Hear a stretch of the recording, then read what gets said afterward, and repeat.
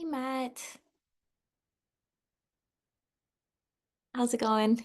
Good. Is this your office? It is. Yeah.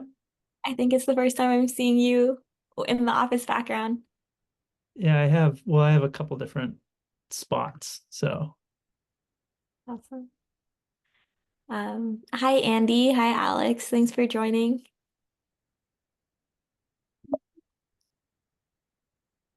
I think this is the first time I'm seeing everyone since the rain and the floods. Are you doing all right?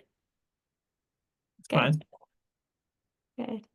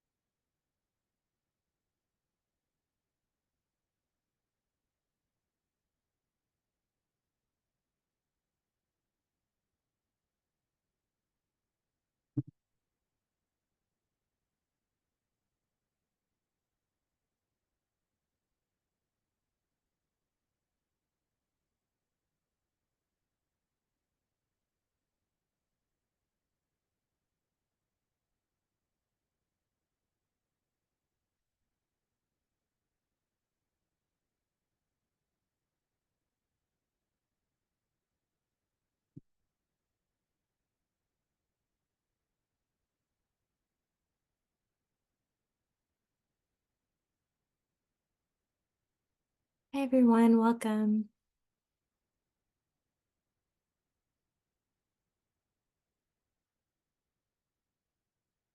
Hey Mia. Sarah, hi. Hey Ben, good to see you. Hello.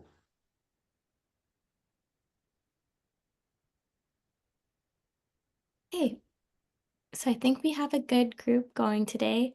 I'll hand it over to you. Just with the reminders that we have a couple of things. Oh, Rick, I see your note that you're being a spectator today. Thank you so much. Happy to have you on. Um, yeah, so we are jumping into our work plan that Ben and Mia set out at the last meeting. Mia, I know that you said that you were going to look into fleshing that out a little bit. Were you able to do that? Yeah, and I have some items that I think we'll also want to consider. So I tried to put these into sort of buckets, and I think I'm gonna put them in the chat if that's okay, but I can run through them. I know we have to be mindful of the chat, but just so people can see it. Um, oh, and then the bullets kind of look weird on this, but that's okay. Um, So just a few things to add since we last spoke about things that this group might want to consider. I believe the PUC will be moving forward with an order, I think an RFI followed by an RFP for the DDA. That's a lot of acronyms, but I think that is something that this group should consider advising the PUC on, things that the DDA should have experience with. It's kind of hard not to envision them, for example, having experience with serving renters and low-income households, manufactured home communities. But I think that should be something where an application to become the DDA should include some of those things and potentially, a commitment to DEI and other types of work to support that. So I think that could be a group, a role for this group to advise the PUC about that application process and what other things of note sort of related to the DDA.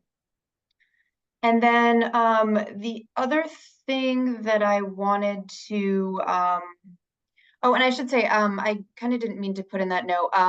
I don't think the DDA order has been finalized. I think Dominic said that the earliest would be in August, but I don't think the PUC has any date. So don't take that as official. I just have that in my notes as sort of a rough time frame that we should start to be ready to consider feedback for the DDA. So I don't want to suggest that anything's firm with that at all. And then another thing that I wanted to get on our list, but I don't think we can do just yet, is the characterization of measures. I think that will be really interesting for our group once we do have some information on credit values along that, because we may find that certain measures that we think are really important from an equity basis don't score very well from a credit basis. And that's, I think, something we're going to have to confront. So those are sort of things that I have thought our group could tackle, in addition to the sort of issues around credit values and how that would feed into credit loading. And then we've also talked about consumer protection. So those are some of the things that I thought we might want to tackle as a group, would love feedback on. And once we decide what we'd like to do, I can work with Ashira on trying to come up with a schedule for sort of what dates in the upcoming weeks we think are sort of plausible to tackle those issues. So happy to open that list that I threw in the chat for any issues that people think are should be added, or what you think about that. I think all those sound great. At this point, I don't have anything I think I need to add, but definitely will think on it. But those, I had a similar list kind of going on my own, and that pretty much checks most of the boxes that I had as well. So nothing to add at this time. Matt, any thoughts on kind of getting that into a work plan? No, I think that's well organized. Thank you, Mia.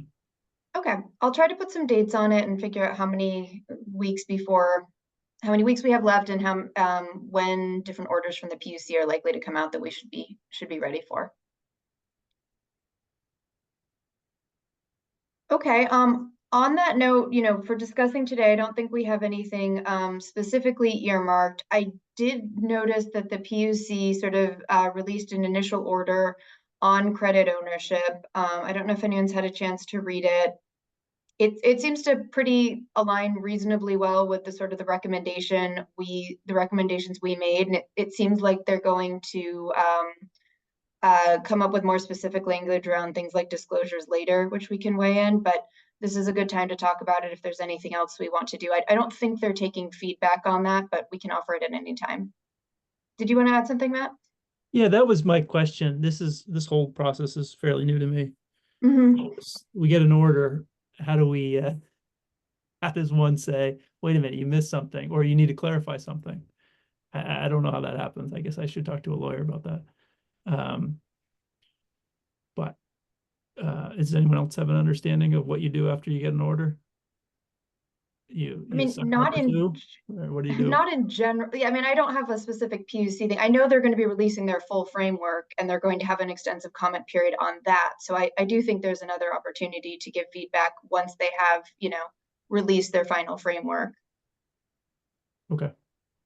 But we can still keep talking about ways that the EAG can offer feedback. I don't think we're ever prevented from offering feedback. I just think they're not really going to open up that issue right away. But if there's something we think is important, I think we can offer feedback. Yeah, I'm sorry to muddy the water. From an EAG standpoint, I didn't see an issue with it. It's more from the definition of the credit ownership from the obligated parties, the distributing biofuels, and how it creates more questions than clarifies. And our attorneys will ask for doesn't affect EAGs. I don't think the principles that we set out in our memo, I think we're adhered to. I just think that they muddied the waters by confusing when the fuel comes in and who is obligated and who is not.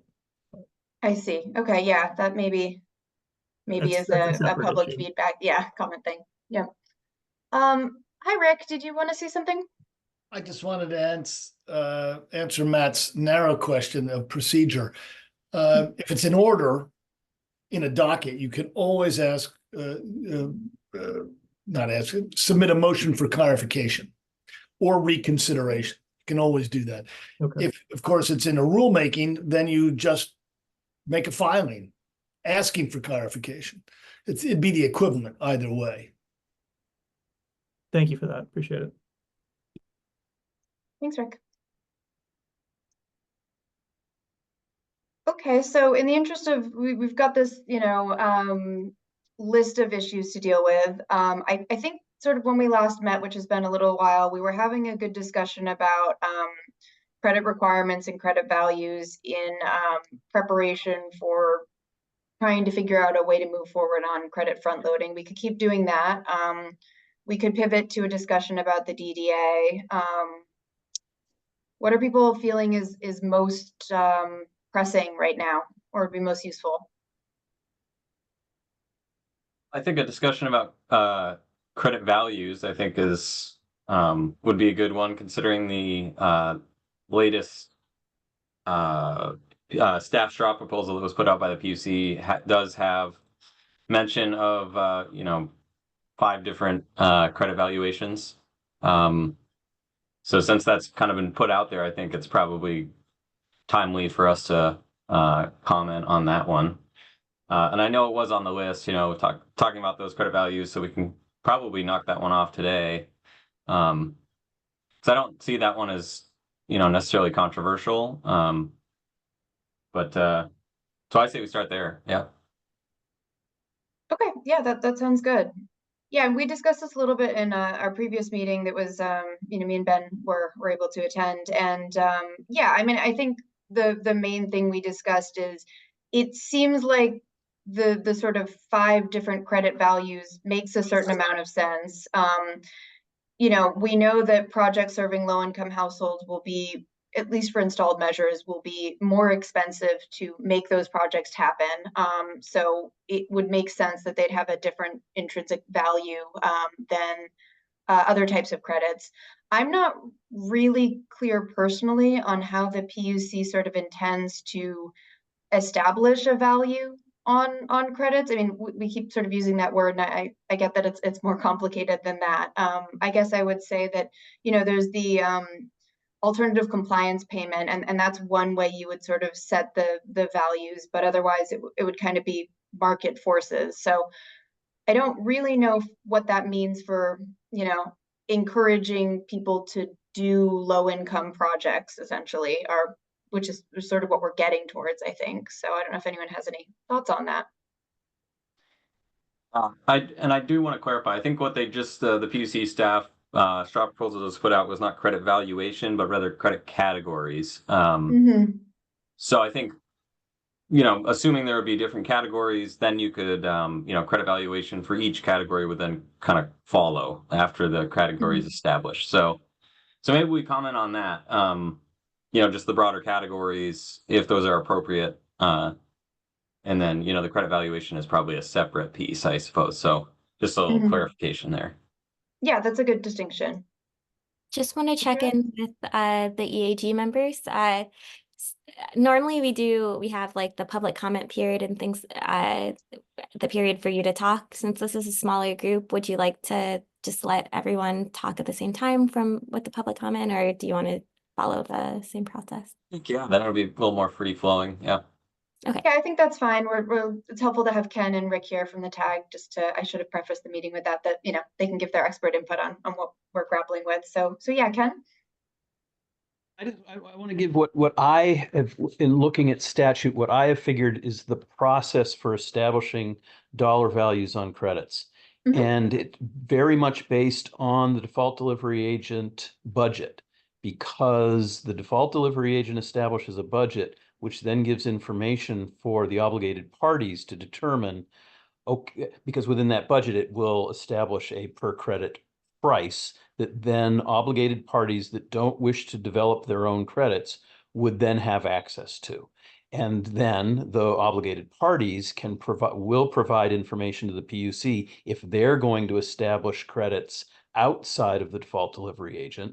So there'll be a little bit of back and forth, because the default delivery agent has to put a preliminary proposal together, probably with an expectation that they'll cover all the credits. And then the obligated parties can say, essentially, wait a minute, no, we're going to cover these credits. And so there'll be some back and forth. But that is, as statute describes, kind of a process for the dollar values to be established. And I do think, right, these categories of credits probably will have different dollar values for each.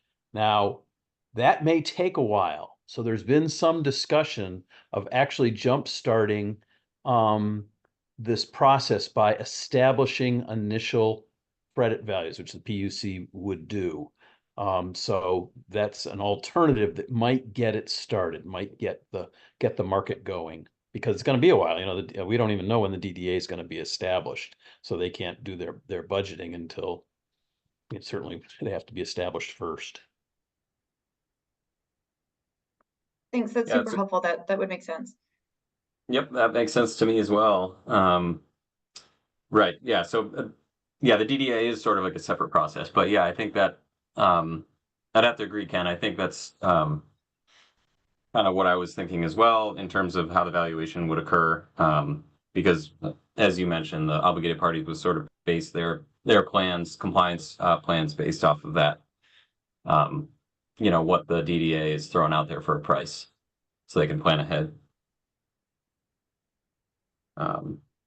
So yeah, the 5 categories that the PUC included in their latest straw proposal on the credit fulfillment plans, criteria, and non-compliance and waiver process that they put out on July 10th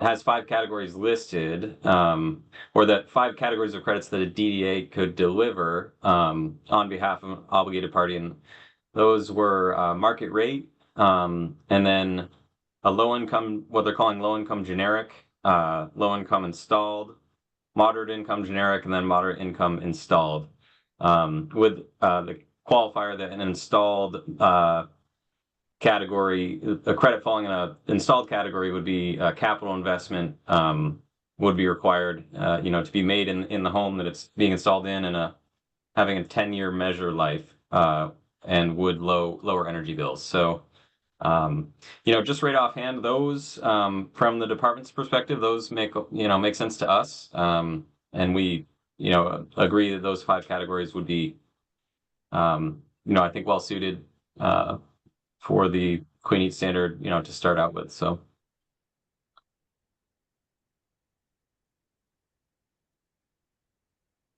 Yeah, Ken? Yeah, Ken? Yeah, this introduces, and it's a little bit related to the credit ownership piece. This introduces a topic that we, the grand we, is going to have to wrestle with, and that is when let's say you put in a heat pump and you get 10 to 12 to 15 years worth of credits. Those credits have value in out years. Establishing let's say a price so that folks that are installing those measures get that price up front is different than a year-to-year setting of a credit value. And you know, you folks may know that I submitted some comments that credit ownership is challenging if it goes to a property owner, goes to an end user. And that's one of the reasons, because the actual credits aren't going to be purchased until the year they're retired in most cases, because there's not really a financing mechanism to say, oh, a fuel dealer is going to pay now so that they cover 10 years worth of obligations. So anyway, that's a mechanism that's going to have to need to be established as to how you can finance the actual value of a credit so that someone who puts in a heat pump gets 10, 12, 15 years worth of credits for an upfront payment to provide the kind of incentive that allows them to do those installations. So this then differentiates those installed measures that often do have long periods of time over which credits versus delivered measures, which tend to be year specific. You get a low carbon fuel in 2026, that is a credit in 2026, period. And therefore its price is well established and well understood. So that's a difference that they say the grand we is going to have to wrestle with as we go forward. Yeah, I mean, I think personally, as someone who's involved in financing, having it be anything other than the property owner, which, you know, is what the PUC went with, would be complicated, because if you've got multiple parties involved in financing something, it's going to get very complicated. And I don't see where the, you know, giving it through the contractor who's installing the equipment makes it less complicated to do that. So I do think making it a contract negotiation with the property owner to exchange their credits, hopefully for something of value, is the least problematic way of sort of, you know, conveying benefits. So I get where you're coming from, Ken, on that. I just think there's not a straightforward solution that avoids both problems. A lot of negotiations. Tens of And I think, thousands. yeah, and I think to add on to that, if we think about installed measures, my understanding is virtually all of those go through, and I could be wrong, are EEUs in some way, because that's where rebates and other incentives are flowing through. So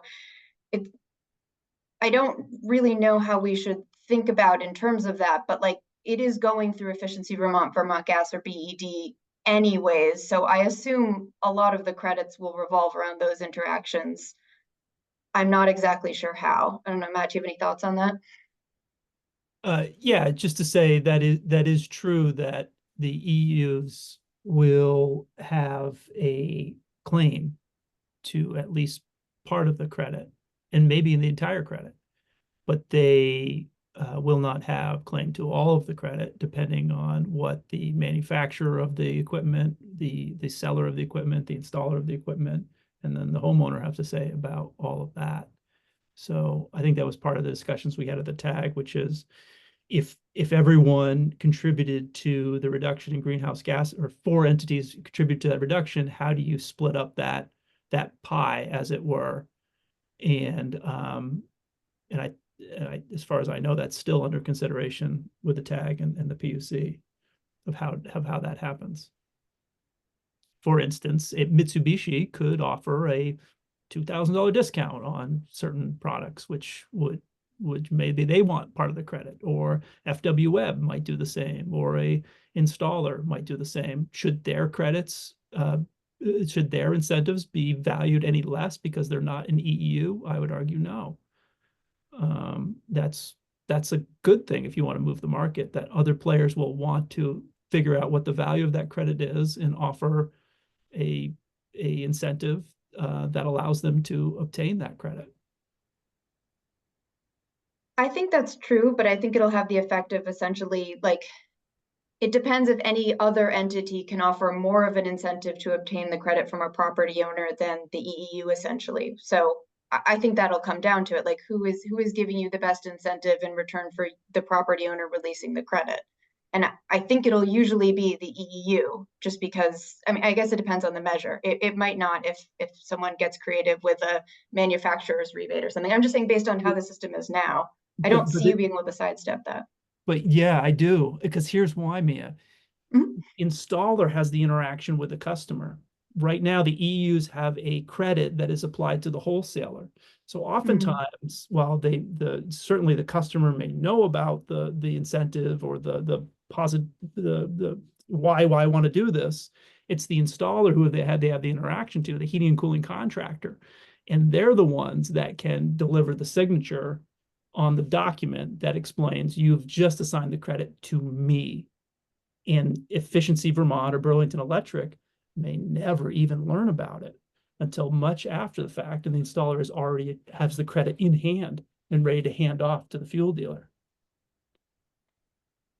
Right, but couldn't hypothetically BED or EVT say, I'm not releasing my incentive through you unless you get the property owner to sign off on this credit transaction, and a property owner would say, oh, this installer isn't delivering these EEU rebates, I'll find someone who is. I don't know if property owners are actually doing that sort of price comparison, but that's one way I think you could compel the market. Well, we found the loophole because it's an upstream credit. Never flows to like an FW Web or a Bouchard Pierce or a Granite Group until after the installation is done and after the credit has been claimed by the heating contractor or assigned over by the homeowner. So in effect, we found the loophole to cut EEUs out of it. Yeah, and I feel like they will find a way to counter correct for that in terms of, I think the rebates, especially for some measures, are pretty powerful tools into controlling the market, but I guess we'll see. I think it's relevant for this discussion because I guess it depends on whether you think the low and moderate income credits are likely to be generated sort of outside the DDA, and how much the DDA will be sort of intimately involved in those transactions or not. I think that will, based on what we think, will impact both the credit front loading and, you know, the things we think the DDA should be doing. Yeah, that is, not to, anyone else can chime in on this, but I've thought about this many different ways and I don't know the answer. But one way is in the statute, if you deliver to a fuel assistance customer, you have met that low and moderate income threshold. No W-2s, no other verification required. So for those Vermonters that receive oil heat, not kerosene, but oil heat through LIHEAP, the easiest way for an obligated party, a fuel dealer, to not pay the EU, which is the goal, right? I mean, let's just be clear. The goal is to not pay Efficiency Vermont any money at all. The goal is to achieve the credits by the entities that are obligated, which are not the wholesalers. In many cases, they are the retailers. And for them to get that LMI, get that 16% of low income and 16% of low and moderate income, 32% total, 34% total, is to deliver biodiesel or renewable diesel to your LIHEAP customers. But for those that don't sell the LIHEAP, because not everyone sells the LIHEAP, some choose not to participate in the program. For them, getting those credits are going to be some of the hardest ones to get if they don't have very many LIHEAP customers. So for them, the easiest way for them to offload that credit obligation is to send it to the EU or to the DDA. And they'll grab the easy credits and cheap credits from their higher income individuals, and they'll offload the low and moderate income credits, which are harder to obtain, to the DDA. I mean, that's kind of how I assume it'll work too. And I think it's up for us to figure out, like, is that a bad thing? Is there something we want to suggest to make that process better? I don't really know if it's a bad thing to suggest the DDA is going to be doing almost all the low and maybe most of the moderate income installed projects. Like maybe that isn't a problem to have someone who has expertise, you know, reaching different markets and things like that. I don't really know what to do with that. I guess, like you've alluded to, kind of struggling with like how we should think about that. I don't think it's a problem. I think it's positive. The only issue is say the DDA fails. If the DDA fails to if they guessed wrong on incentives, like for instance, what does it take to convince someone who makes $3,000 a year to install weatherization and a couple of heat pumps? And if the answer is just 10% of the overall cost, and then that tends to be not true, that they need more than 10% of a rebate or incentive in order to do the work, and then they fail, then what's the repercussion? We have suggested that they comes out of their own pocket, that if they fail, they pay the freight for failing. And it doesn't come out of other customers and other fuel dealers, other obligated parties. The EEUs, specifically Efficiency Vermont, has rejected that idea. But for us, if they fail, the solution is more money, and more money is more cost for fossil fuels. So in many ways, it's a perverse incentive to fail, and we don't want that as if we're to support low and moderate income Vermonters and getting more clean heat measures and lowering their greenhouse gas emissions and their cost of heating their home. Yeah, I hadn't thought of it like a perverse incentive. I mean, we're asking someone to take a pretty big risk, and I think there probably has to be boundaries on that risk. You know, someone pointed out to me this week that the DDA is going to have pretty significant startup costs, and there's not a great way to pay for that. That's true. I don't think it's something you can borrow against very easily. And I think especially with the sort of unlimited risk of shouldering the burdens of the program, that's going to be an even riskier proposition. So yeah, I totally get what you're saying. I just don't there has to be some sort of boundaries on that risk to get anyone to agree to do this. Yeah, that's a tough one.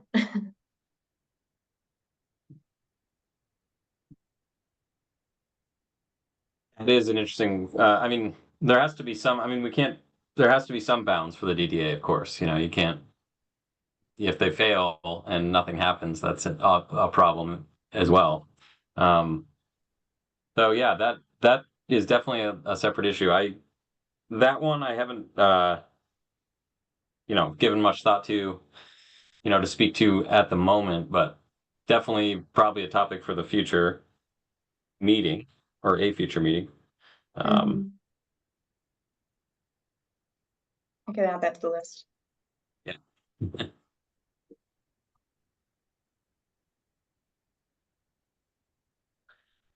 see.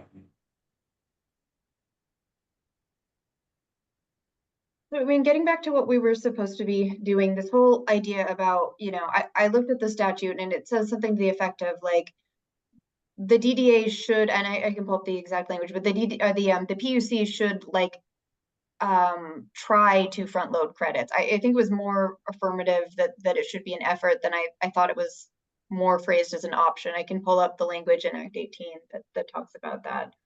But I don't, I think we're going to keep bumping into this wall of, if we don't know what the marketplace looks like and how many credits you could even obtain from low and moderate income households, it's going to be kind of a circular discussion about whether it's a good or bad idea to front load those requirements beyond seeing a value in general. So I don't know if we could talk about ways that we could, I'll pull up the language in Act 18, but I don't know if there's ways we could talk about how the PUC is likely to encounter this issue and what we think we can add to that. We've kind of circled around it a few times.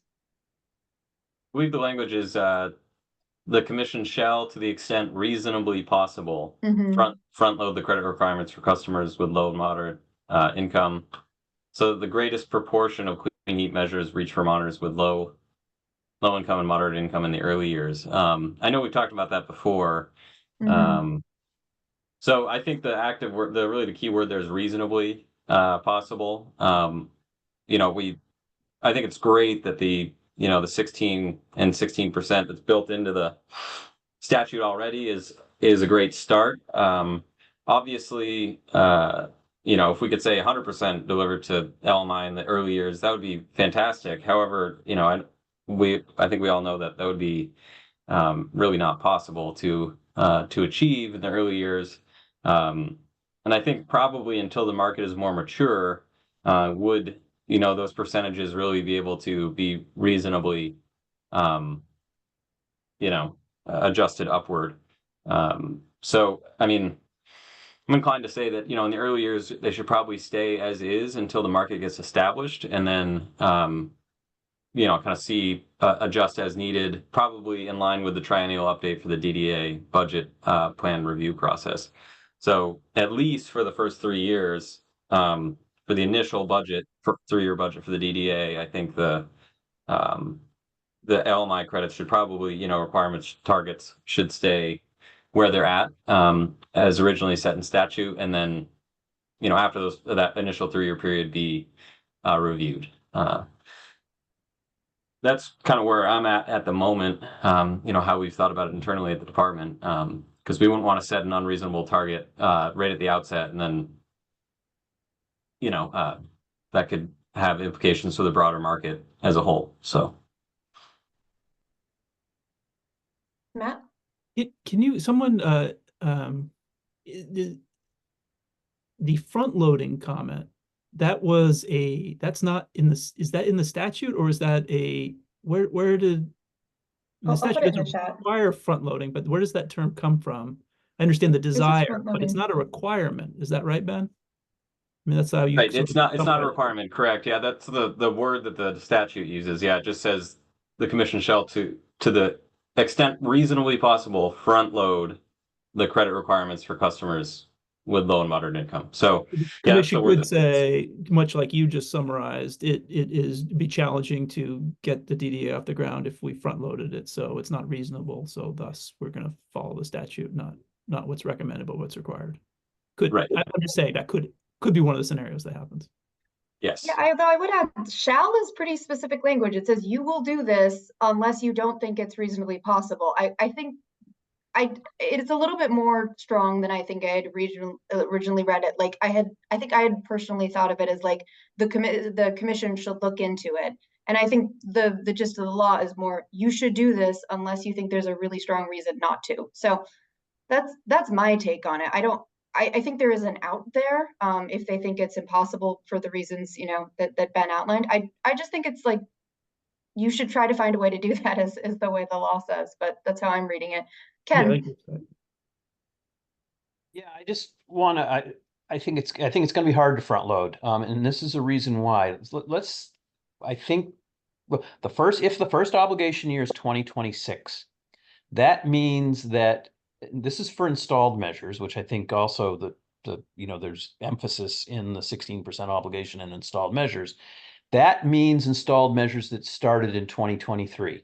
So we have information about installed measures in 23, 24, and 20 as we're going through 24, and we will have it for 25. And heat pumps are going to be a very significant part of the installed measures. And we'll learn more about this when the potential study gets its early release, the early draft release in the next couple of weeks. And we know that heat pumps are going not at a 16% rate to low income and another 16% rate at moderate income, but they're going more to the market group. So because that's where a lot of our credits for the first obligation year are going to come from, it will be hard to get those 16% numbers even in that first year. And then I think, as Ben says, then the market's going to have to catch up. We're going to have to put those efforts into establishing mechanisms to increase weatherization and to increase other efforts to get installed measures in those. But yeah, front loading in 2026 means we have to accept the results from 23, 24, and work, juice up even greater amounts to get to 2026. That's going to be hard. Yep. Good summaries, Ken. I guess I'll add that we don't want to add too much more complexity, but the 16%, 16 and 16, or I guess 8 and 8 for installed measures are kind of arbitrary. I mean, I know there was thought put into doing it, but like, could you front load to 17 or 20%? I mean, I think there's potential to be a good faith effort to be like, I don't know if it's right to contextualize this in terms of like the baseline task is hard to impossible, and so we can't do more and hard to impossible things. I don't want to be dismal about it, but it's just, I guess I don't think we should conflate the challenges of doing this at all with the challenges of serving low and moderate income households, or that it has to be a black and white all or nothing approach.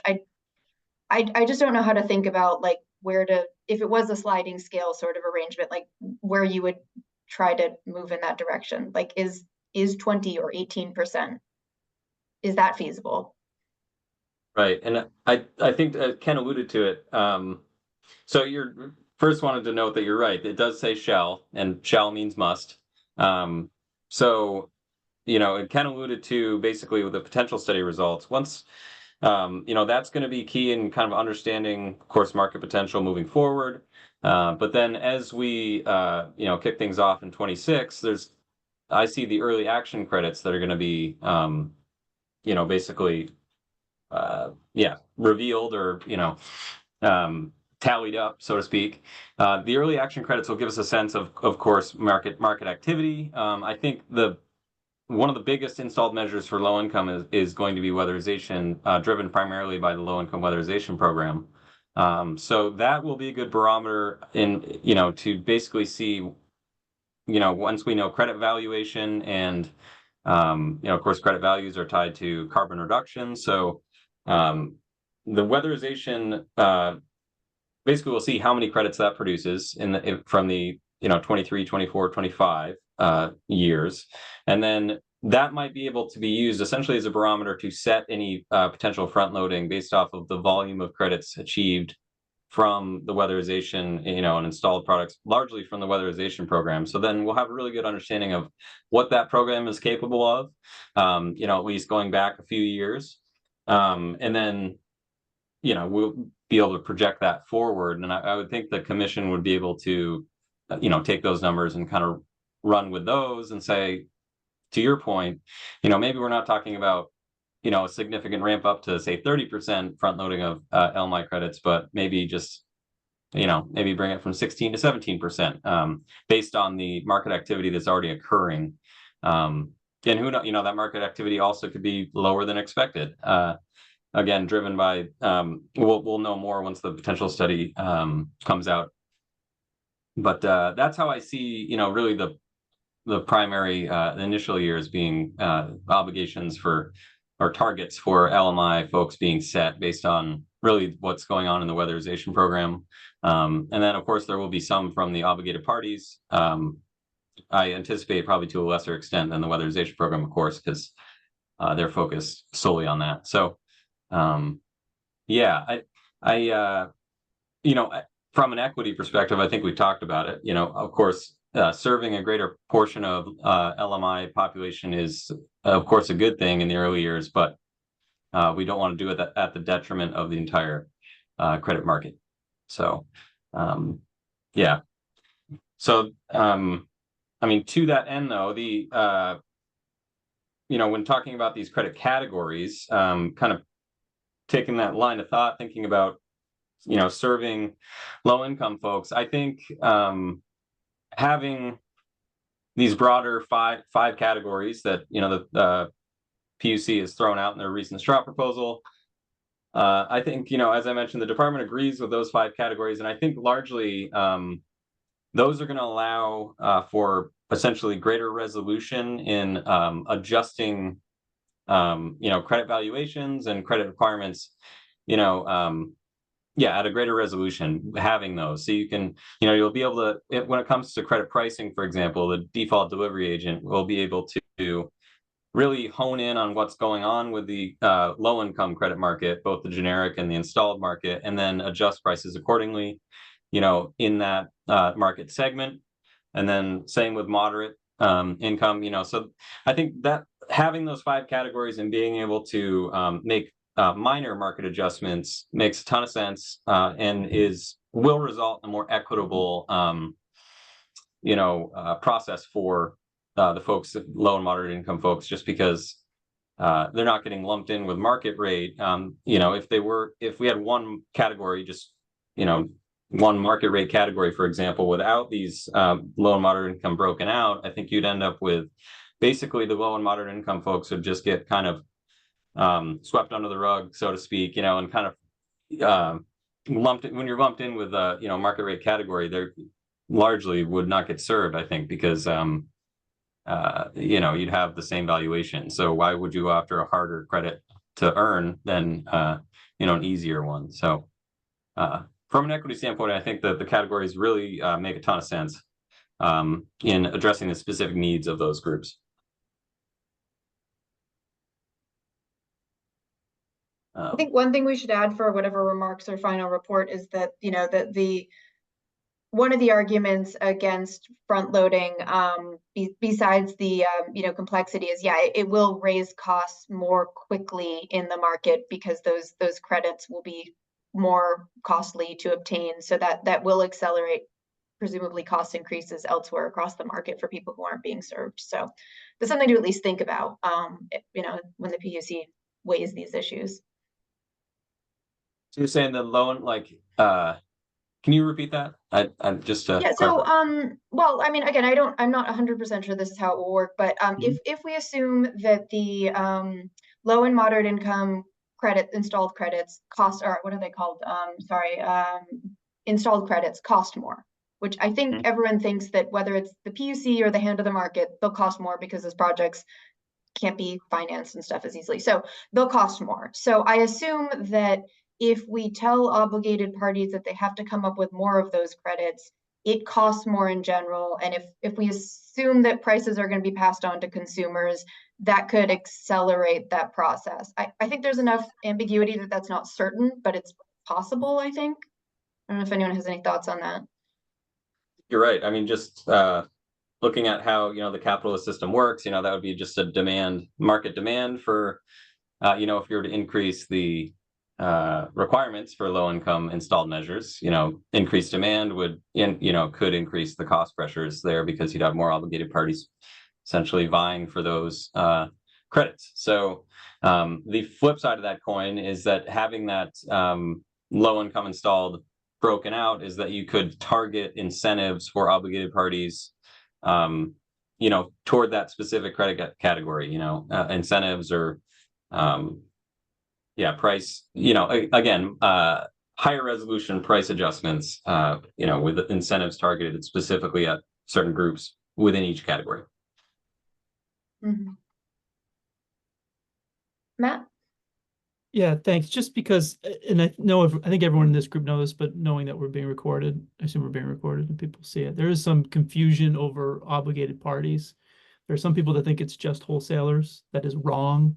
That is a wrong statement. It's been made by some of the lawmakers that passed this law. It is not. It is on some wholesalers if they're in state, but nearly all fuel providers, retail fuel providers, from the one truck Chuck that delivers 1,000 gallons a year to the major corporation that delivers 10 million gallons, if they bring fuel into Vermont from outside of it, they are obligated. I think it's important because there's a lot of misinformation about there that this is just a tax on wholesalers. It is not. It is on retailers and wholesalers, depending on who brings it into Vermont for ultimate consumption. That said, when it comes to wholesalers that are in state, and there are a couple, they will have no idea who the ultimate customer is. They'll be obligated, but they will have no idea who the ultimate customer is, nevertheless, their balance sheet, their income. So for Matt's Fuel Company, who drives over to North Walpole, New Hampshire, and brings back 100 gallons and delivers it to a customer who's on LIHEAP, I'll deliver them renewable diesel, get the credit, and not have to write a check to Efficiency Vermont. Great. But for Global Oil in Burlington, they won't know where that gallon is going. It could be going to New York, it could be going to New Hampshire, it could be going to Massachusetts, it could be going to Vermont, it could go to low income, could go to high income. They have no idea. They will be the market for the DDA for those low income, because they will be able to show, look at all of our credits from selling renewable diesel or biodiesel, but they'll be short 32% by default. So if I were a DDA, I'd immediately try to identify that market, the wholesale liquid market, which again, only 20%. Despite what you might have heard from some people who supported this law, only 20% of the marketplace is in-house, in-state wholesalers. But that is your market for the DDA to get the money to help low and moderate income Vermonters, because that's almost guaranteed. They have to pay it. They have no idea who they're selling it to. So their only recourse is to go through the DDA and say, here, we're short on LMI credits. Here's our money. Go get it. Matt, I wanted to ask about that. Like, I was wondering if larger obligated parties who are maybe a little bit more sophisticated will try to find some other way of dealing with this. Like, I don't know if this is practicable, but like, you could come up with a side contract with OEO to deliver those credits that aren't going for the WAP program, that aren't going through Efficiency Vermont directly. I don't know if they're open to it. I don't want to suggest anyone is, or even a housing developer who's building affordable housing and will generate credits. I mean, that's also complicated because the EUs are involved, but I'm just saying there's potentially other sources besides the DDA. I don't know if anyone is going to try to find a way to do this without the DDA, or maybe it's just simpler going with the DDA. Do you have any thoughts on that? I think 100% of them will choose not to write a check to Efficiency Vermont if they have the opportunity. So I guess what will they do though? They do not want to do that. There will some that will have to because they'll have no other option. But for every other company, if they can do something that improves their business model, allows them to diversify, and keeps more of their money local, and allows them and not ship it off to Burlington, and have it, not impact their local customers, they're going to do it. They want to be, for those that want to stay in their community, they want to be able to earn their credits locally. The idea of a fuel dealer in Bells Falls sending money to Efficiency Vermont, or God forbid, Vermont Gas, and what they've got going so they can build a steam pipe from McNeil to the hospital, that just shocks their sensibilities. They want to keep the credits local. They don't want to send it to Chittenden County. Yeah, I just think it would be interesting. I mean, like, I think we've been going around this, like, will the low income, especially credits, be generated through the DDA exclusively, or I guess that and OEO, or are there other pathways we have to think about what will happen? I think it'll benefit us to think about where the sort of, I guess for lack of a better word, like bad incentives are ways that, you know, people will get credits from sources that weren't necessarily thought of. You know, I don't think it's, I don't mean to imply that there's going to be bad actors or anything in particular, just that we should think about where credits are going to come from so we can make sure to spot potential gaps in sort of what was intended here. Yeah, I think the credits for obligated parties, they'll try to maximize the credits that they earn themselves, because that's the cheapest credit, or maybe the cheapest credit, by selling biodiesel or renewable diesel. They'll install heat pumps, and they'll realize they'll have to share that credit with other parties, but they will do what they can in order to ensure that they retain at least a piece of that credit, and that to be determined how they do that. And that's a way they can ensure that their credits stay local and aren't shipped off to Chittenden County. And I think that is something that we should think about putting in the final report about this. We haven't talked much about geography lately, but the idea about linkages between where fuel is sold and where the benefits go, and whether that is going to happen in a way that yeah, if that's going to stay local. So that's probably something to add in our final report about the concern about that. I don't know what we do with that, but it's something to note. So are you referring to, like, for example, like Matt, I've heard you mention that, like, the Albany terminal is a spot where you can get renewable diesel. Like, are you talking about like the ability or inability for a fuel dealer in the Northeast Kingdom to be able to acquire fuel from Albany, whereas folks down in Bennington County might more be able to easily access that? Is that what you're talking about, or? No, you can get RD Okay. everywhere. Okay. You get RD out of Valero and Montreal. It's not Got it. a source issue. It's the idea that if you are an obligated party and you have to either write a check or produce credits, your first choice is always going to be produce your own credits or barter them, unless it becomes too expensive, and then it's simply just writing a check. And like I said, for some, this LMI issue is important, because if 34% of your credits, or whatever the number is, 32% of your credits have to come from LMI, if you are the retailer, again, 80% of retailers will be obligated. If you're the retailer, they're going to want to show that they have done that, and they can do that by selling RD to biodiesel to LAHIB customers. But if you're a wholesaler, you don't have that option. You're going to get the all your other credits done, your 2/3 of your credits done by selling biodiesel, renewable diesel, but you will never be able to get those 32% because you can't guarantee who your customers are. You don't know. So the only way to do that is by paying the DDA. And so for those wholesalers, they'll have no choice. And where that money goes, it could likely go to insulation and heat pumps. That's clear. But for everyone else, on the heating oil side, on the propane side is different, right? Because there's not as a similar situation with renewable fuels on the propane side. Is renewable propane, but it's not available in the quantity right now that you can get RD and biodiesel. So. Got it. Yeah, that's definitely a topic to consider for sure. I don't know if we want to unpack that now. I don't know if I probably need to think about that one a little more before I can comment more extensively on it, but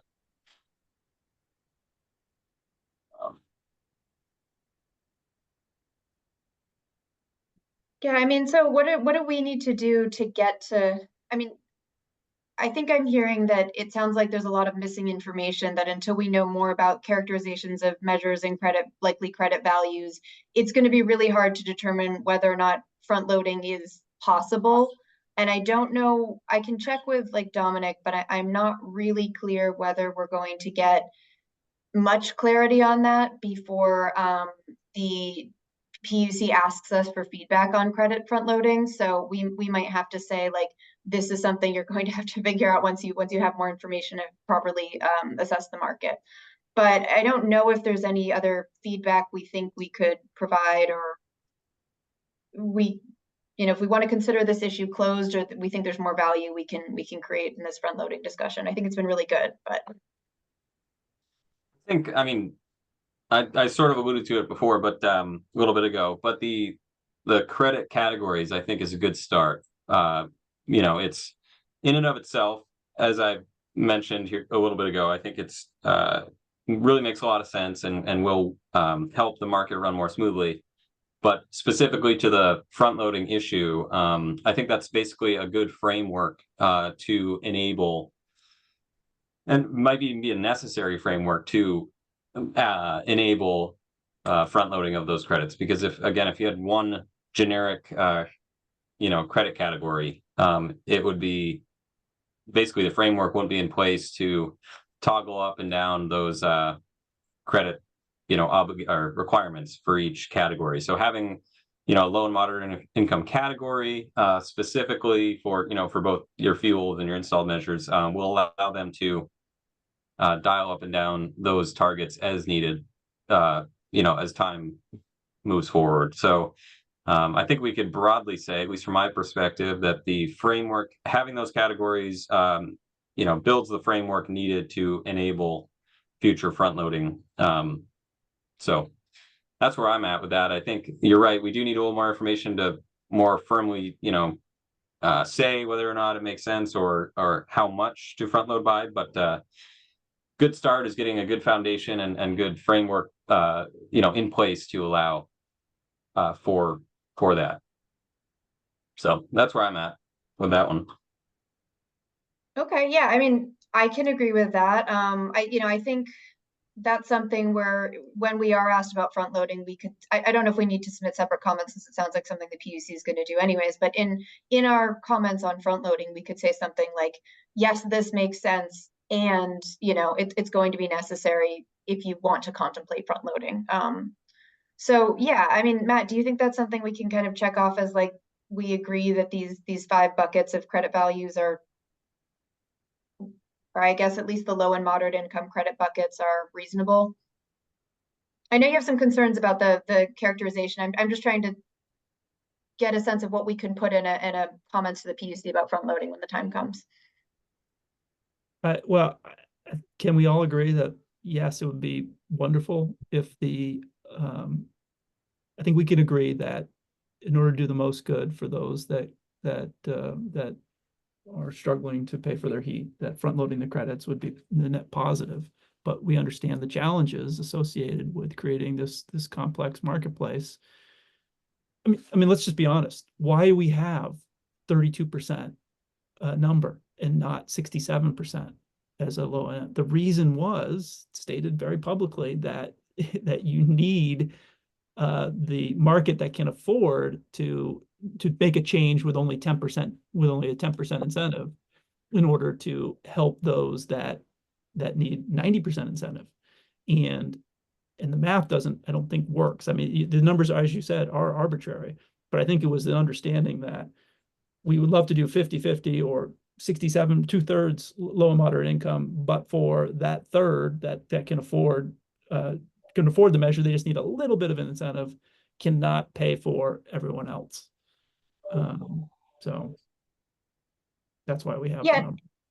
Yeah, and I think that's a good framework to put in that. What Ben's comment was specifically about these 5 value, or I don't know what they're calling them, but like buckets, the market rate, low income, and Ben was basically saying that, like, that seems to be a framework that you would need to agree on to make front loading possible. So, and I'm just trying to get, like, sort of things we can agree on in our memo, so we don't have to relitigate this. Wait, what? Explain the bucket thing to me again. Yeah, I can just make that comment again. Yeah, so the 5 categories for credits that PUC explained them in their recent straw proposal, that it would be 5 categories of credits that a DDA could deliver on behalf of an obligated party, and those 5 categories would be, the first one would be a market rate, and then the 4 would be the low income generic, which I assume to mean low income, there'd be a delivered fuels category, low income installed category, moderate income generic, and then moderate income installed. So basically these 5 categories, in my mind, set up a framework that would allow the commission to more easily adjust low and moderate income targets up and down as needed throughout the program. So rather than having one category and then trying to parse out, you could say, okay, we're going to front load LMI credits within and have one credit category, but having these these smaller categories that specifically break out the low and moderate income would allow them to more accurately kind of target their requirements based on what's going on with market conditions. So I see them as really an essential framework that would basically form the foundation that would allow them to more accurately react to market conditions and allow for more accurate targets to be set. If we are going to front load, you could really target it and see what's going on with each of those market segments, is what I was thinking. So I think what Mia was asking is, like, do we agree that having those 5 credit categories is, as I mentioned a little ago, I think is more equitable because it specifically would separate out the needs of the low and moderate income folks, and not lump them in with just a regular market rate. And I'll add, it reduces the temptation to just pay the alternative compliance fee rather than doing the low income projects, because we know they're going to cost more. So it reduces that sort of incentive to just pay the fee rather than performing the measures on your own. Yeah. I know, I get your point. It just seems like another layer of complexity to an already complex issue. But I understand your point. Well, I think it would allow the commission to independently change the, for example, the or the DDA in this case. I suppose it would be a category the DDA would be fulfilling, but it would be allow the DDA to basically look at your low income delivered fuels market and adjust only the low income delivered fuels price, for example, and leave the market rate price on its own. So you'd have, yes, you'd be adding complexity, but I think you'd be able to basically target based on the needs of the folks that would fall into the moderate and low income category. So and I would argue too that you could also target incentives for obligated parties to serve those market segments more accurately, rather than saying, hey, there's an incentive for all credits. All credits are, just for the sake of argument, you could say all credits are 50% off, but the low income category, you could say, okay, we're going to incentivize obligated parties to go after this by offering X incentive or credit bonuses or what have you, within that category alone, thereby, essentially increasing the service that those individuals in that category would see. Does that make sense? No, it does, but yeah. I just, it's getting complicated. Complicated to convey this to a guy in a truck about the different income categories. It's hard enough to explain, what this program is trying to compel. Never mind that layer of complexity. I mean, some of these obligated parties are literally a guy in a truck or a woman in a truck. It might and there are over 200 of them, and they're all different. Sure. Yeah, it might be a good time to take an intentional pause and see if there's any public comments or any other thoughts. I know that we said you can jump in, but taking a pause. Thanks, Sharon. That sounds great. Is there anyone who's on the call who'd like to speak about this?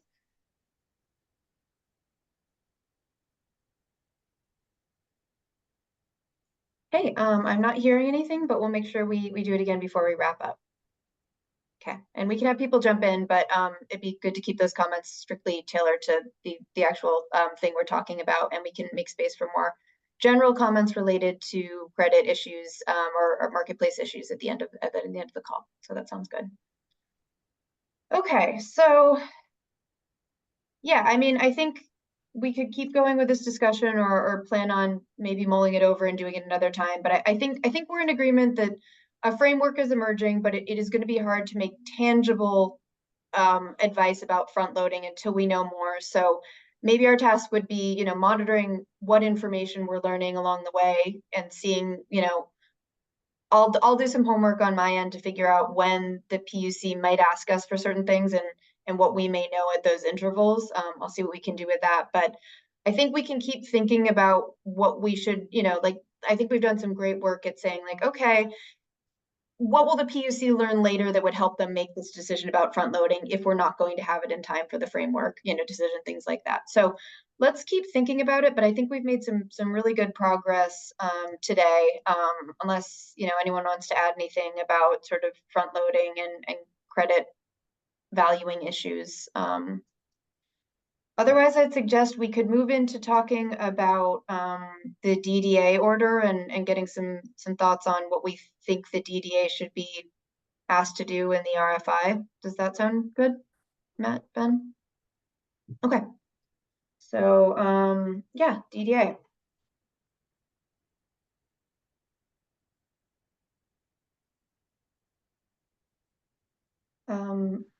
Yeah, I guess I can start. I think one of the things we should do is, assuming that the DDA is, I guess it depends if there's more than one DDA, but certainly I think we should identify sort of the groups that we're most concerned about that we've already talked about, like renters and people in manufactured home communities, and basically say, do you have experience serving and like a reasonable plan for serving those groups with, measures. I think that would be a good way to, it'll depend on sort of, I'm not clear what's going to be in the RFI or the RFP, but I think that would be something that we should ask the PUC to ask the DDA candidate to elaborate on. I think that would be a good idea. Definitely. Definitely because I suppose, again, it matters. It would, depending on how many DDAs end up applying or how many are appointed, that will make some difference. But for sure, would like to see information on how they plan to serve those communities. I think you said manufactured homes and rental communities, renters.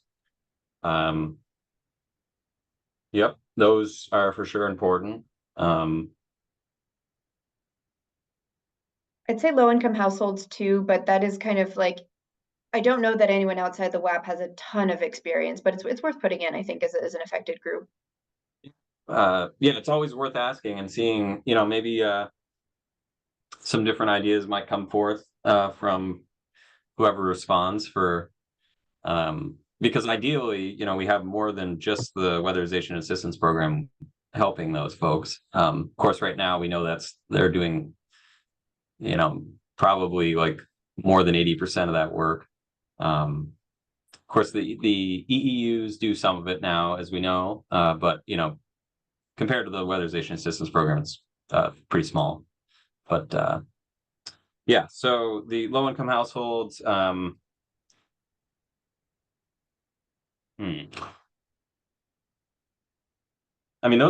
are probably the primary, right? Those three. Trying to. Other marginalized communities. Really, we want to just ensure that we're covering all our bases. So, I think we'd want information. Oh, sorry. Yeah. I was going to say we'd want information on, in terms of installed measures, experience installing, what installed measures they have experience with, and, some more additional information. We don't want just a DDA that has only, heat pump experience. They've got to have a pretty full suite of experience in all aspects. Trying to think of specific installed measures that might be more directed at low-income individuals. I would say broadly there isn't anything special about serving in low-income population besides the fact that generally the house the households themselves or the homes themselves are generally older housing stocks, that might be in and of itself a question to ask is, okay, in your experience working with low income and moderate income folks, how have you overcome challenges associated with older housing stock before? Just to try to draw out any of that experience that might be useful in assessing a entity's ability to serve those people. I think we should also say that, they should demonstrate experience engaging with the community, language access issues. I'd be shocked if they didn't, but like have a DEI plan and an equity plan of some kind. Like you should at least be sort of used to sort of engaging with those issues and figuring out, how we're going to, we're really relying on the DDA to be sort of our backstop for serving all Vermonters. And, I think we should say, like, have you done this and do you have experience in this area? I think that'll be important. I imagine they will, but good to check a box on that. Matt, do you have any thoughts on what the DDA should be tasked with or asked about? I think it's pretty well spelled out in statute. I think the confusing part or the debatable part is whether the statute allows multiple DDAs. And I think the PUC has a real decision to make about whether that is preferable or whether it's preferable to have one statewide entity. And I can argue both sides of that one, but I don't know if the group has a strong opinion one way or the other.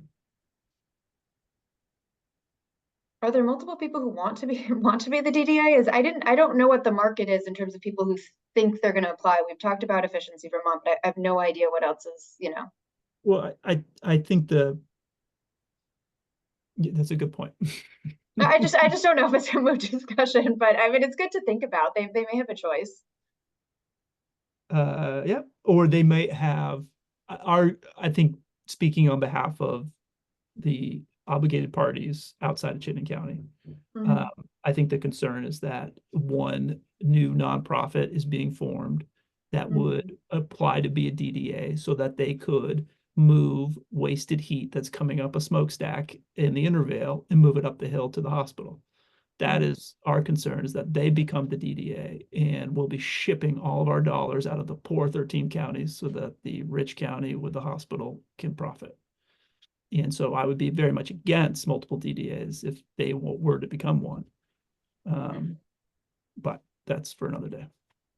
I mean, maybe that shows up as like, what is your, I mean, I can't believe they wouldn't ask this, but like, what is your experience? Like, I do think a new nonprofit would have just serious concerns about their capacity. Like that's a hard thing to start up overnight. So I think that would be, I assume the RFI will ask about past experience, or the RFP will ask about past experience, but that is something it would be concerning if they didn't have experience already serving, low-income households.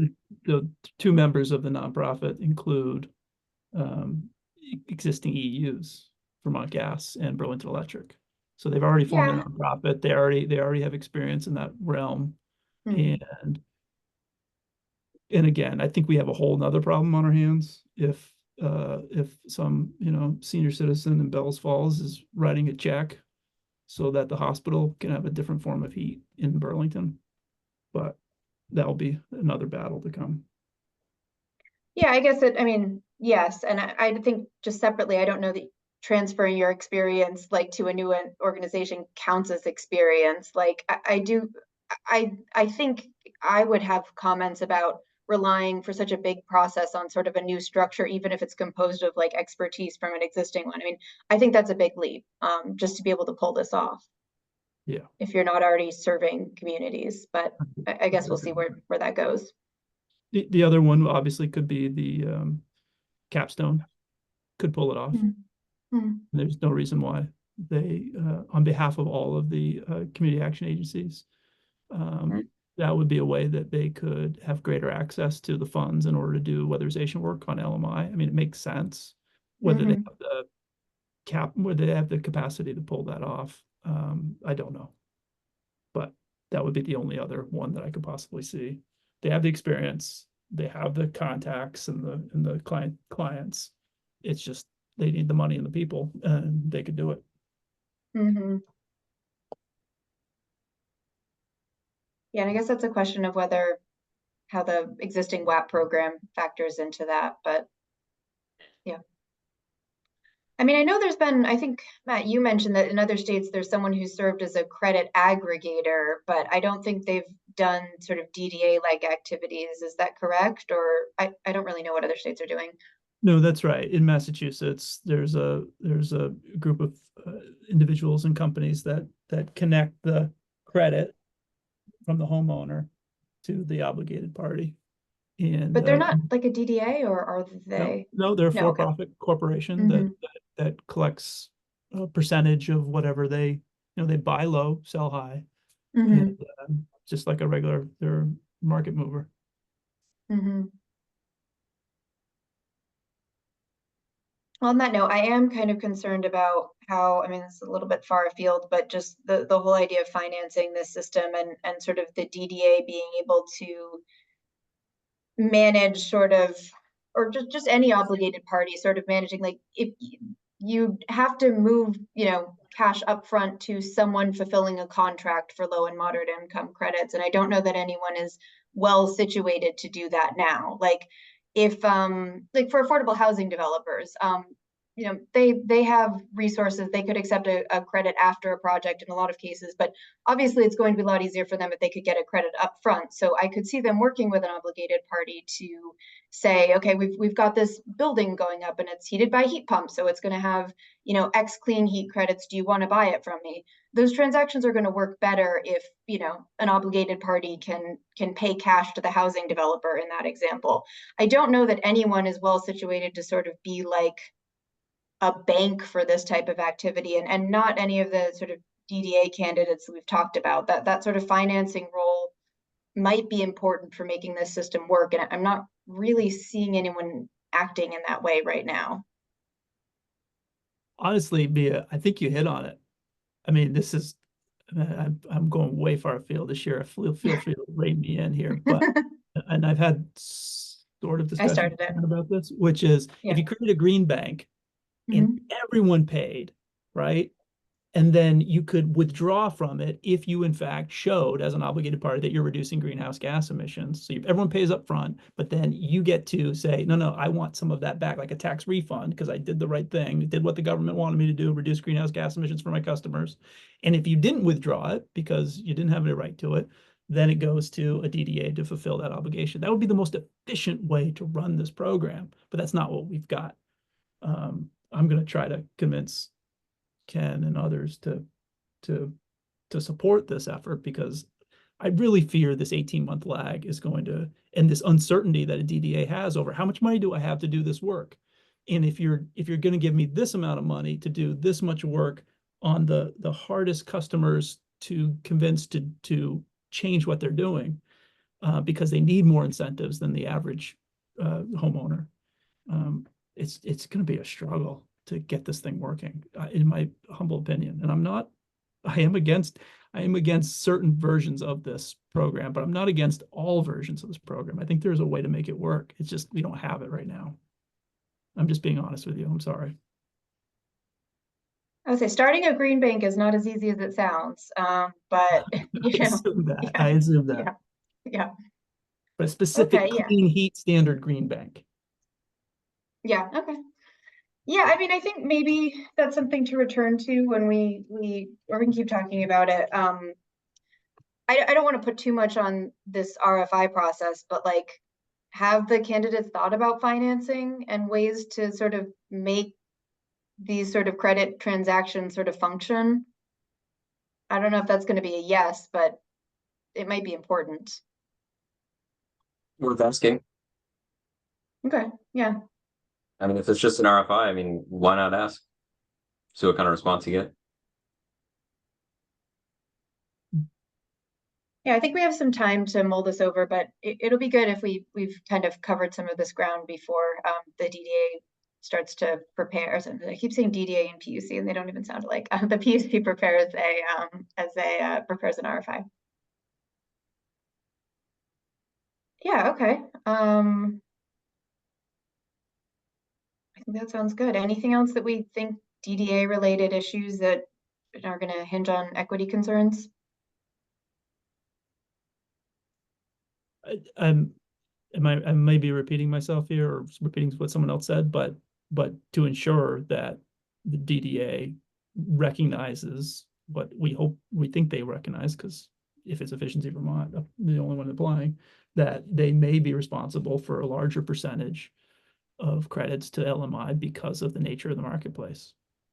The fact that the obligated parties may gobble up the non-LMI credits, and that would put more of a burden on the DDA to produce LMI credits, or to receive money for the delivery of clean heat measures to those that are in the LMI category. I think that's stating the obvious, but I just think it's important that a DDA acknowledge that or that it be acknowledged by the PUC in the end of our RFI. Yeah, that's a good yeah. point. It's an excellent point. Yeah. Because that very well could happen. They could be left with basically doing only LMI work, and it would be great to make sure they understand that very well could be the position they find themselves in. So going into it, knowing that very well could be the outcome, would be important for them to at least acknowledge, especially in an RFI situation. That would be good to get, see what kind of answers folks have to that, or entities that are completing the RFI have to that.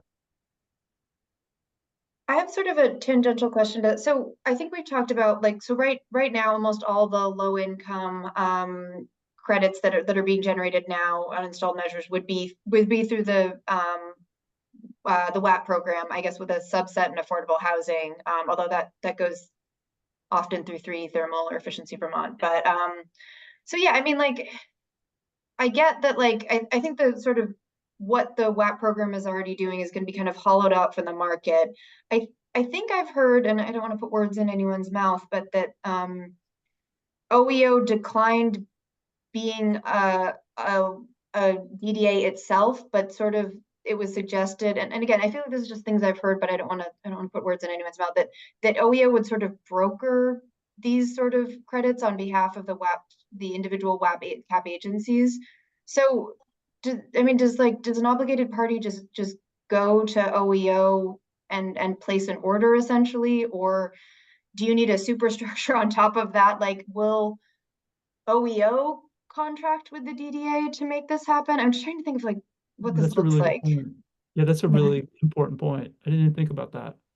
I think they could do both. I think I agree, Mia, that, I don't think anything's set in stone, but my interpretation of what I've heard around that is that basically that OEO would want to position themselves as or the weatherization program specifically, would want to position themselves as essentially a contractor that, obligated parties could go to and say, hey, I want to buy, 5-year weatherization projects. And they could also sell to the DDA. So they would basically just be an entity producing credits, doing their thing, and could sell and, trade, barter, whatever with anybody.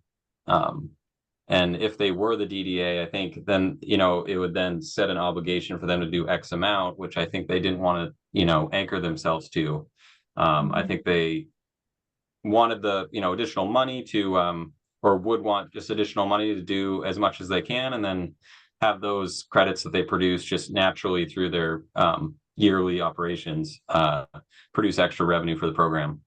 But I think it would be largely really a public service in that sense, where it'd be, they're serving only low income population and therefore producing a good amount of credits. I mean, there's going to be a large amount of credits produced by that program, considering that each weatherization project, the average reduction is going to, from my estimation from doing, some back of the envelope calculations, is going to be, about 3 metric tons of carbon reduced per weatherization project annually.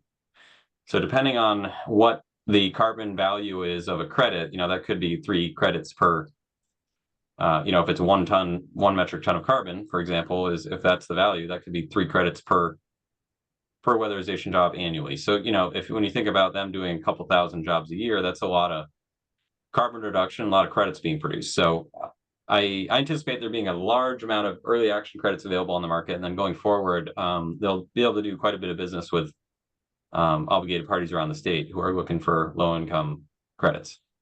So yeah, I think they're probably better served as not being a DDA, because then they would be required to have a budget. There would be greater administrative burden. There would be state employees at that point. So I think if we were just to let them do their thing and not burden them any more than they already are, you could actually see greater returns in the marketplace. That's right. I think that's the right analysis, Ben. It's all money, no cost. Not no cost, but the administrative costs are minimal, Right. and it's all upside pretty much. Right. So I see value in them not being a DDA. I've gone back and forth on that. Over the last few months, I've some days said, hey, that'd be great to have them as a DDA, but it's just like, well, they don't like I just explained, I don't think they necessarily would need to be a DDA to produce.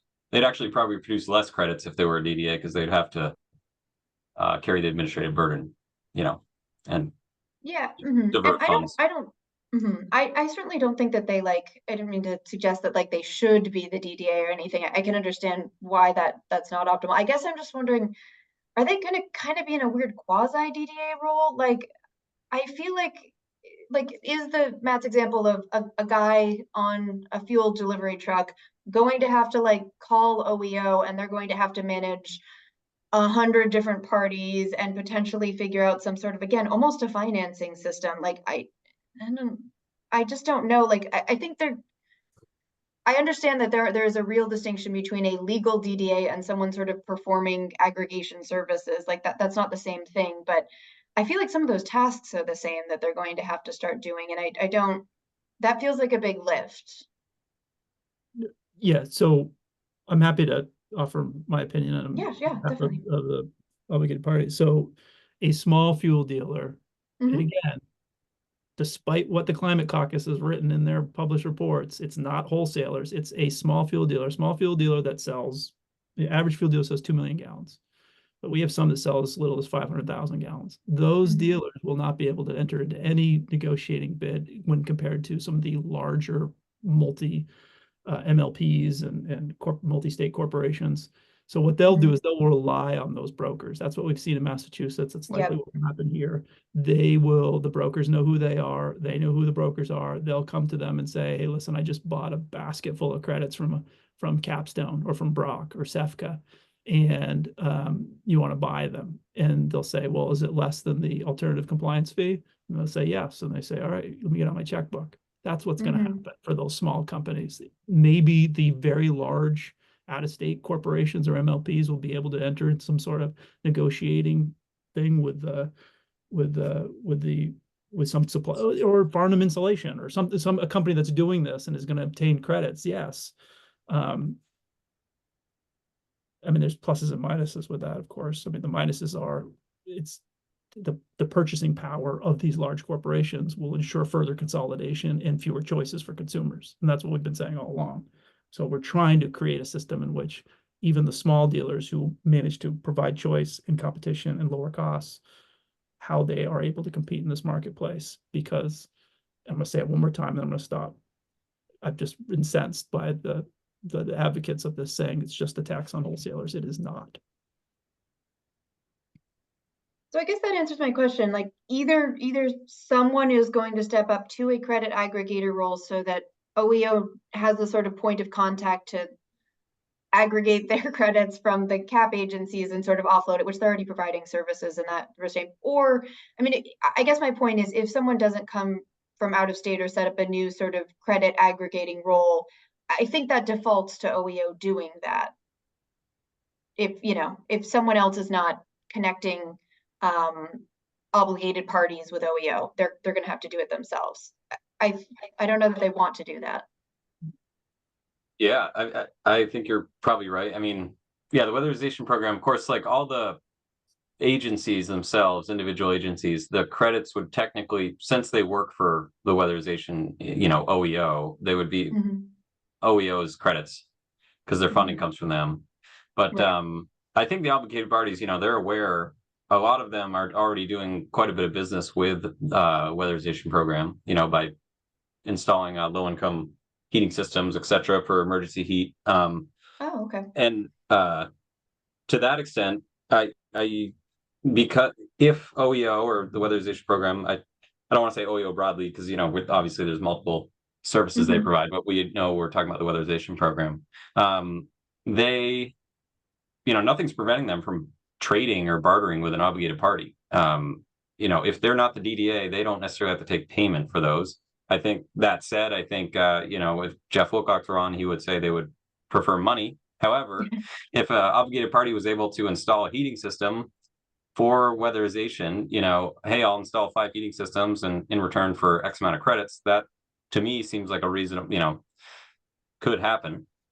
So in a lot of ways, I think the weatherization program not being a DDA really works out for keeping the dollars local. And I think the weatherization program is focused on, working with local vendors, for sure.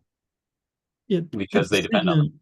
Sorry to interrupt. The decision, Ben, would have to be, and listen, they're their own thing, which is every other community action agency weatherization program, whether they decide to have one entity handle it for the entire state or whether they'll handle it for their territory.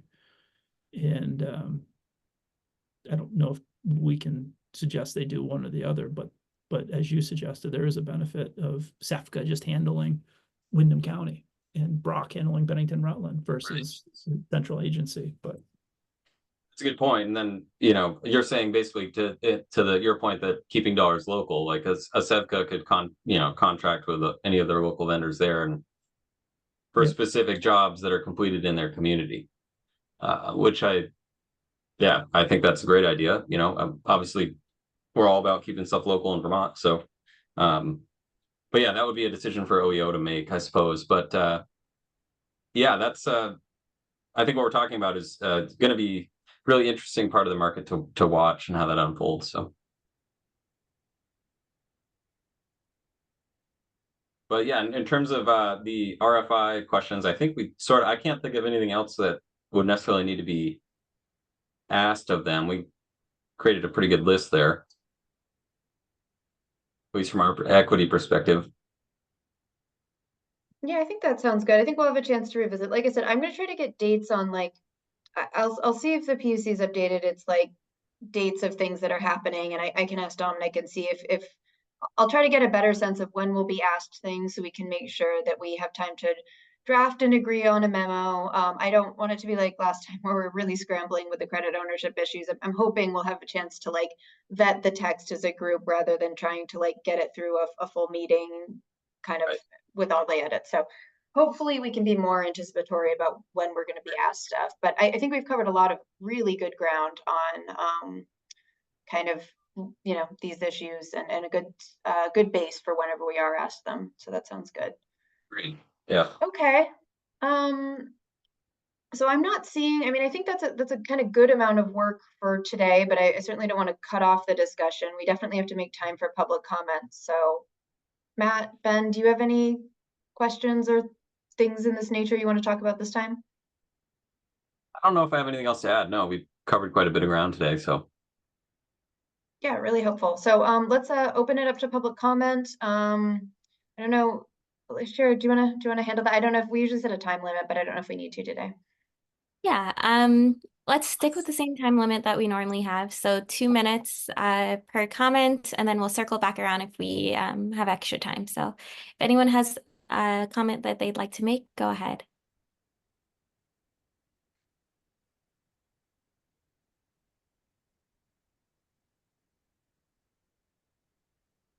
Okay, I'm not hearing anything. Give it a couple more seconds.